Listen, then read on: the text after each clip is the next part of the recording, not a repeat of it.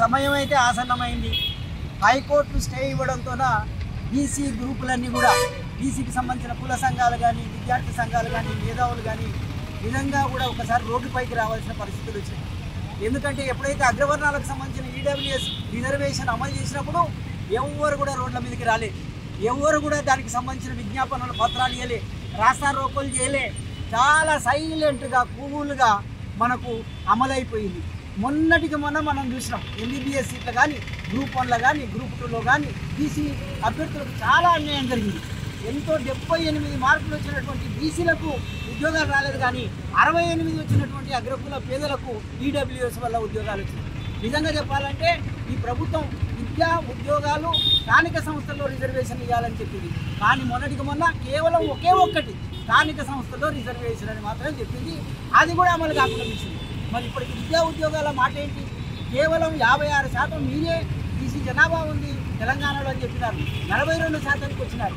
అదే సరేలే 42% సరిపుచ్చుకున్నామంటే కూడా అది కూడా రాకుండా మీరు అడ్డుకున్నారు. ముఖ్యంగా ఈ రెడ్డి జాగృతి వాళ్ళకి జరిగిన అన్యాయం ఏంటి?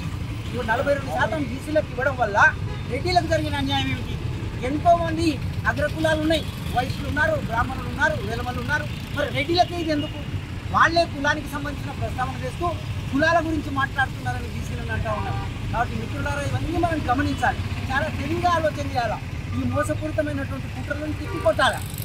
గ్రామాన ఉన్నటువంటి బీసీ సమాజం అంతా, యువకులు కానీ, విద్యార్థులు కానీ ఏకం కావాల్సిన అవసరం ఉంది. కాబట్టి మేము అనుకుంటున్నాం, తప్పకుండా ఇది కనుక 42% ఏదో రకంగా కుట్ర చేసి మీరు అమలు కాకుండా ఎన్నికలకు పోతే తప్పకుండా తగిన బుద్ధి గుణపాఠం మాత్రం చెప్తాము బీసీ సంఘాల తరఫున, బీసీ ప్రజల తరఫున ఈ సందర్భంగా తెలియజేస్తాం.